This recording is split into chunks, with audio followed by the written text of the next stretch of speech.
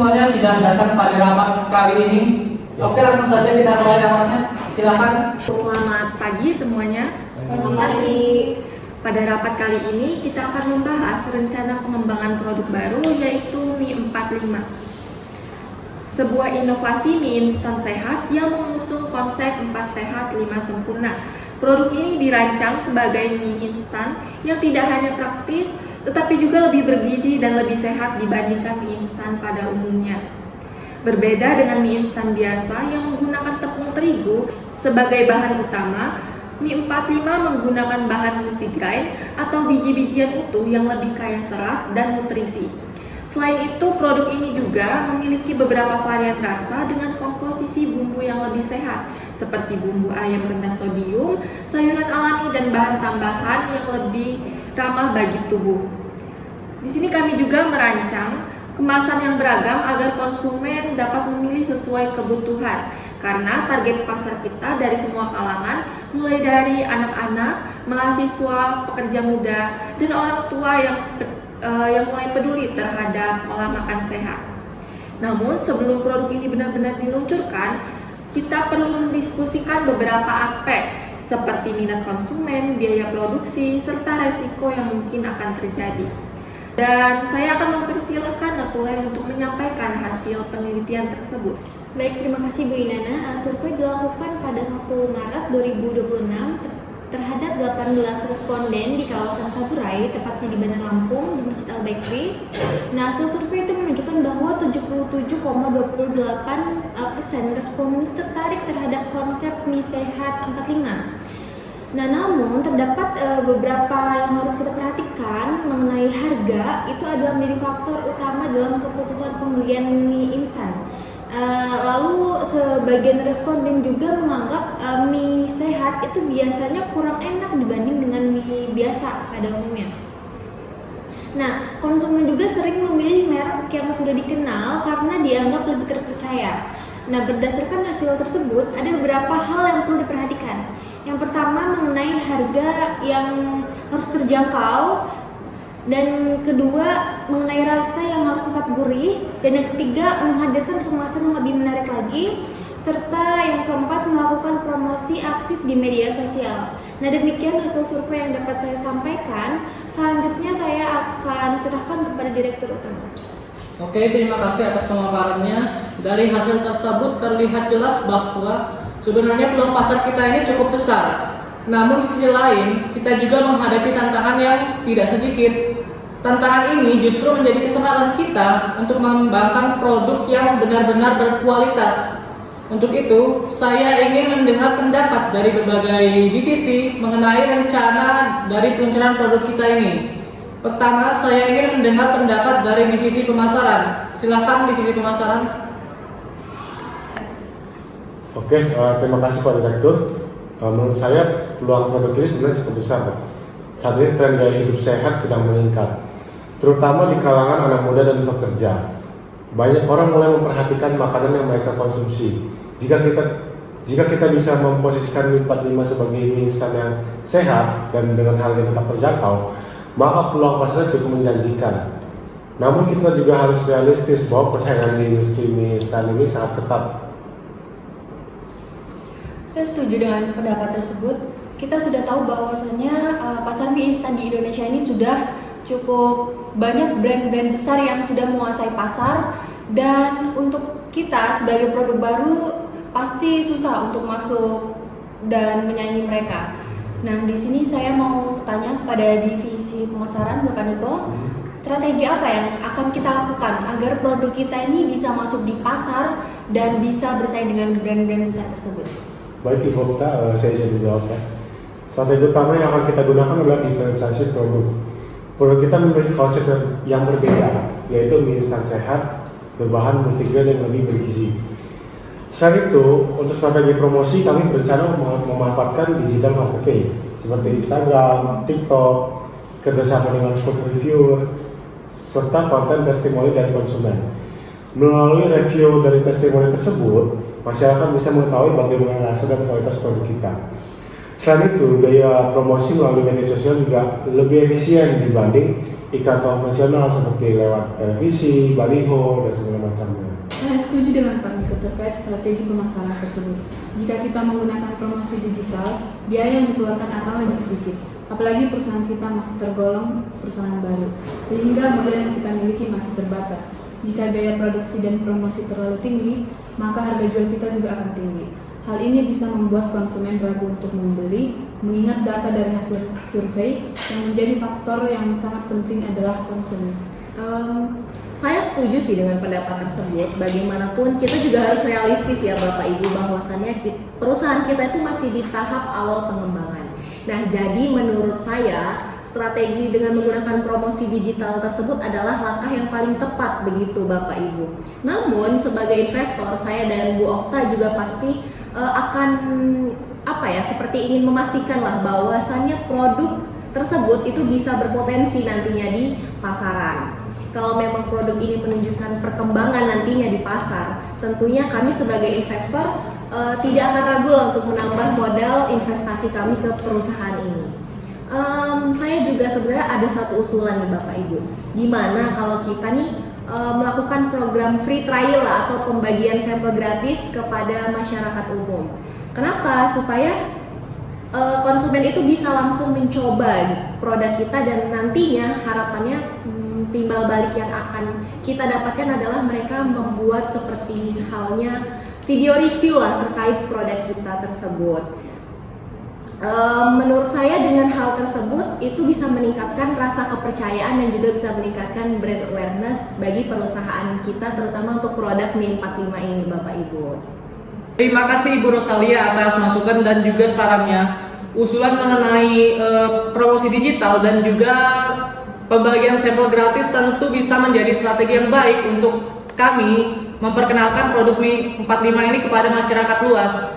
Kami sangat menghargai dukungan dari para investor. Masukan yang disampaikan hari ini akan menjadi bahan pertimbangan bagi perusahaan kami untuk menyusun langkah ke depannya dalam peluncuran produk Mi 45 ini. Selanjutnya, apakah ada divisi lain yang ingin menambahkan? Baik Pak, saya ingin menambahkan dari sisi produksi itu sendiri. Jika kita menggunakan bahan seperti ayam asli dan sayuran, maka kita juga harus memastikan nih bahwa bahan-bahan tersebut itu harus stabil. Jika bahan baku itu naik, otomatis produksi kita akan meningkat. Selain itu, kualitas buahan juga itu harus dijaga agar produksi tidak cepat rusak. Saya setuju soal kualitas, tapi yang menjadi kekhawatiran dari sisi keuangan adalah biaya produksi. Jika kita menggunakan bahan segar seperti ayam dan sayuran, biayanya pasti akan lebih tinggi dibandingkan ikan biasa. Kalau biaya produksi tinggi, harga jual juga akan tinggi. Apakah kita yakin konsumen tetap mau? Menurut saya itu justru letak keunggulan produk kita. Konsumen sekarang lebih peduli dengan makanan sehat. Kalau kita bisa menekankan bahwa produk kita itu menggunakan bahan yang lebih berkualitas, itu bisa menjadi nilai jual bagi kita. Betul, tapi kita juga harus realistis. Dari hasil survei juga telah disebutkan bahwa harga tetap menjadi pertimbangan. Kalau harga kita terlalu mahal, mereka mungkin tetap akan memilih mie instan biasa. Saya memahami nih soal kekhawatiran itu ya. Mungkin salah satu solusinya itu kita bisa mencari supaya bahan baku yang mampu bekerja sama dalam jangka waktu yang panjang. Jadi harga bahan-bahan tadi itu masih bisa tetap terkontrol. Di sini saya melihat dari dua sisi. Produk yang sehat itu memang menarik, tapi kalau harganya mahal, pasti bakal sulit untuk bersaing di pasar. Jadi menurut saya perusahaan memang benar-benar harus mempertimbangkan antara harga dan kualitasnya.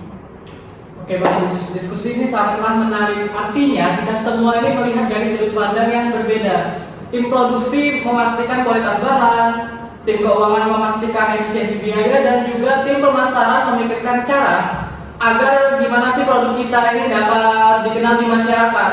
Tentunya semua ini harus kita seimbangkan agar produk Mi 45 kita ini dapat diterima dan juga benar-benar bersaing di pasaran.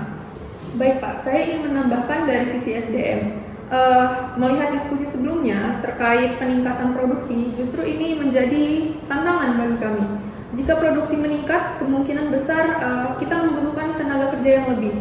Jadi proses rekrutmen dan pelatihan juga membutuhkan waktu dan biaya, Pak. Menurut saya hal ini perlu kita pertimbangkan dari awal agar perencanaan kita tidak terganggu. Selain itu, kita juga perlu memastikan bahwa karyawan yang direkrut memahami standar kualitas dan kebersihan produk.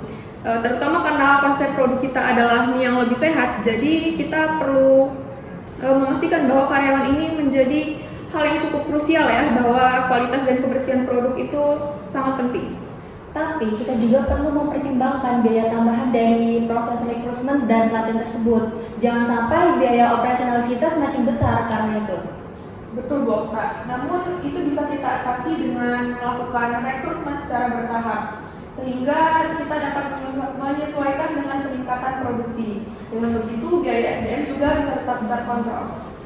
Saya setuju dengan poin yang barusan disebutkan oleh Michelle. Dari sisi operasional itu sendiri, jika produksi meningkat sementara tenaga kerja belum siap, proses produksi juga pasti akan terhambat. Jadi memang harus ada perencanaan yang benar-benar matang sebelum kita benar meluncurkan produk ini.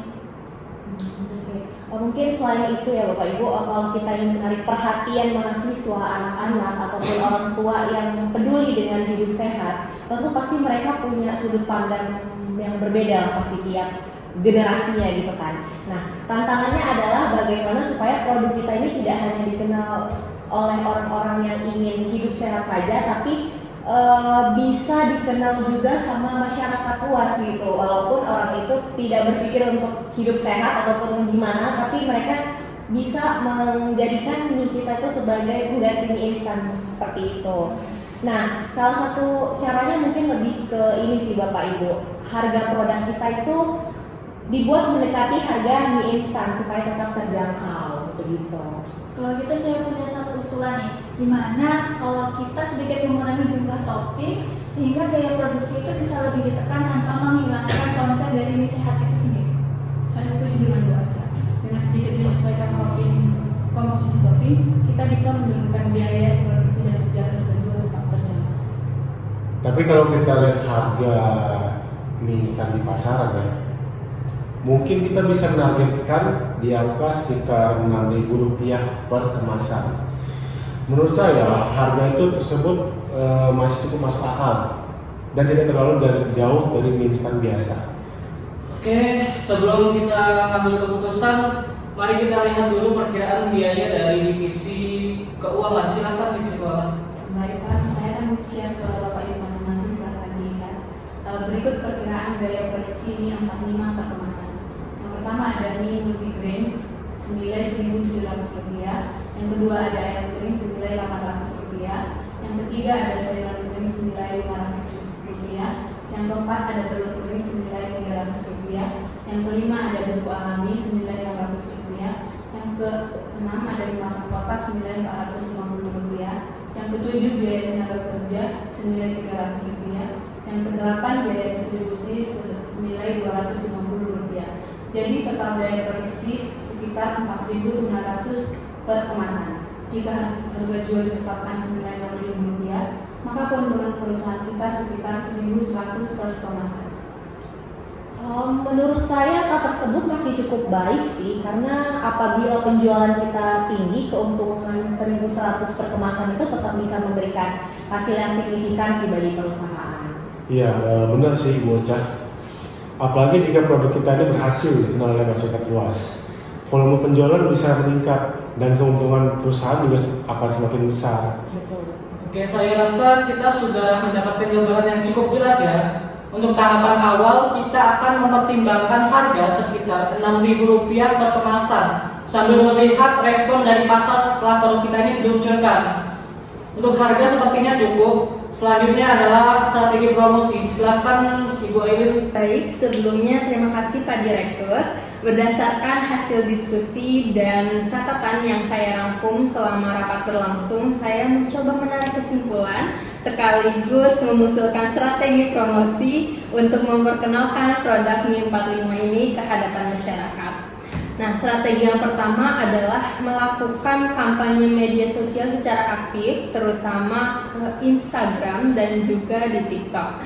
Kemudian yang kedua adalah melakukan kerjasama dengan food vlogger dan food reviewer sehingga masyarakat bisa melihat langsung review dari orang-orang yang telah mencoba produk kita ini. Nah, setelah itu kita juga bisa melakukan promosi langsung secara offline seperti di kampus, event maupun pusat perbelanjaan seperti mall, karena tempat-tempat tersebut memiliki potensi konsumen yang cukup besar. Kemudian untuk menarik perhatian masyarakat, di awal peluncuran kita bisa mengadakan program diskon pada saat launching pertama. Kalau saya sih setuju dengan yang disampaikan dengan Bu Aileen.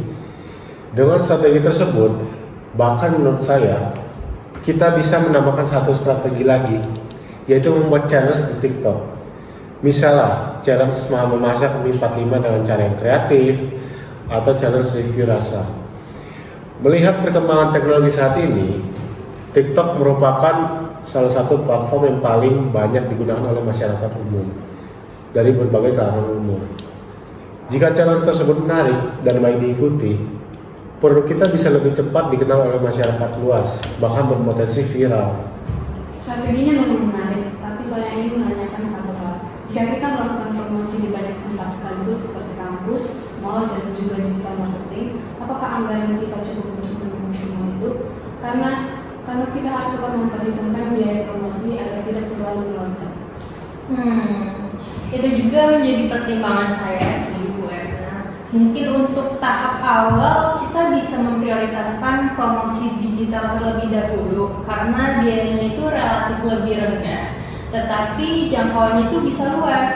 Nah, sedangkan untuk promosi di kampus ataupun event yang bersifatnya offline, kita bisa memilih beberapa lokasi yang strategis saja. Saya juga ingin menambahkan sedikit, selain promosi digital, mungkin kita bisa juga melakukan pembagian sampel secara gratis di berbagai tempat seperti kampus, event, atau bahkan kita bekerja sama langsung dengan UMKM yang menjual makanan. Dengan begitu kan masyarakat bisa mencoba langsung produk kita. Biasanya kalau masyarakat mencoba langsung dan juga rasanya enak, pasti mereka akan lebih tertarik untuk membeli. Saya setuju dengan pembagian sampel tadi, tapi kita juga perlu mempertimbangkan lagi kapasitas dari kapasitas produksi kita. Karena kalau ternyata terlalu banyak sampel yang dibagikan, sementara produksi kita masih terbatas, saya khawatir justru akan mengganggu distribusi produksi kita ke pasar nanti. Oke, betul juga sih. Mungkin pembagian sampel bisa kita lakukan secara terbatas saja, misalnya hanya pada event tertentu atau beberapa kampus saja. Menurut saya itu ide yang bagus ya. Program pembagian sampelnya jadi dibuat untuk dibuat secara terbatas seperti itu. Setelah nanti misalnya kita memberikan sampel gratis nih kepada konsumen kita, mahasiswa, anak-anak ataupun orang tua ya, harapannya mereka bisa membuat testimoni gitu kan yang akan dipublish di sosial media mereka. Nah, dengan cara promosi seperti itu, menurut saya itu akan lebih alami gitu karena berasal dari pengalaman konsumennya sendiri. Namun di sini saya ingin mengingatkan ya Bapak Ibu bahwasannya sebagai investor kami juga berharap agar strategi-strategi yang dilakukan ini adalah strategi-strategi yang efektif dan bisa meningkatkan produk kita di pasar nanti. Bocah, Ya. saya optimis strategi ini berhasil. Apalagi jika channel TikTok dan review dari food vlogger ini berjalan dengan baik, kemungkinan besar produk kita akan lebih cepat dikenal oleh masyarakat luas. Saya tidak menolak strategi ini, tapi kita harus tetap membuat perencanaan anggaran supaya anggaran biaya promosi tidak membengkak. Baik, nanti mungkin tim saya selaku public relation dan tim marketing bisa bekerja sama untuk membuat rencana promosi yang lebih terstruktur, termasuk perkiraan biaya dan juga target pasar yang ingin kita capai. Terima kasih atas seluruh pendapat dan juga masukan dari semua divisi yang ada. Setelah mempertimbangkan berbagai usulan yang telah disampaikan, perusahaan memutuskan yaitu harga jual produk kita ini sebesar Rp6.000 per kemasan. Promosi akan difokuskan kepada kampanye digital melalui media sosial. termasuk kerjasama dengan influencer, food reviewer, dan juga pembuatan challenge di TikTok. Perusahaan juga akan melakukan promosi langsung di berbagai kampus dan juga event tertentu, serta menyediakan sampel gratis untuk memperkenalkan produk kita kepada masyarakat luas. Namun ini hanyalah langkah awalnya saja. Setelah produk kita ini diluncurkan, kita harus terus melakukan evaluasi terhadap respon dari pasar. Jika permintaan meningkat, kita akan mempertimbangkan pengembangan produk, peningkatan produksi, dan juga memperluas strategi pemasaran.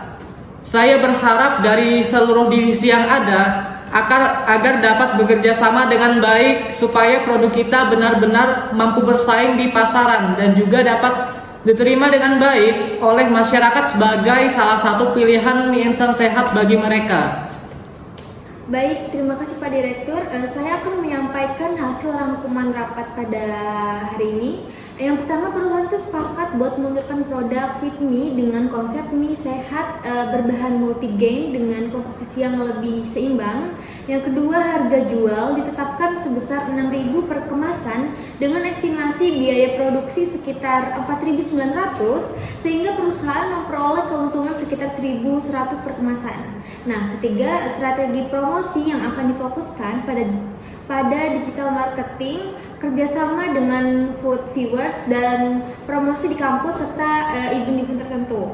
Nah, yang keempat, di sini divisi operasional, SDM, dan keuangan akan berkoordinasi untuk memastikan bahwa ketersediaan bahan baku, kesiapan tenaga kerja, dan efisiensi biaya operasional. Nah, yang kelima, perusahaan juga melakukan evaluasi pasar setelah peluncuran produk tersebut. Nah, demikian rangkuman hasil rapat yang dapat saya sampaikan. Saya kembalikan lagi kepada Ibu Nana. Baik, terima kasih. Semoga seluruh hasil diskusi hari ini dapat menjadi langkah awal bagi perusahaan dalam menghadirkan inovasi mie instan sehat yang dapat diterima oleh masyarakat luas. Kami juga berharap kerjasama dan komitmen dari seluruh pihak dapat membawa mie 45 ini menjadi produk yang mampu bersaing di pasar dan berkembang di masa depan. Akhir kata, kami mengucapkan terima kasih atas perhatian dan partisipasi semua pihak. Mohon maaf apabila selama rapat berlangsung terdapat kata-kata yang kurang berkenan. Saya akhiri, wassalamualaikum warahmatullahi wabarakatuh.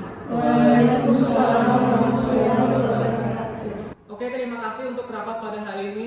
Perihal dan tugas-tugasnya sudah jelas ya. Tolong masing-masing divisi mengerjakannya sebelum deadline. Sampai jumpa di rapat selanjutnya.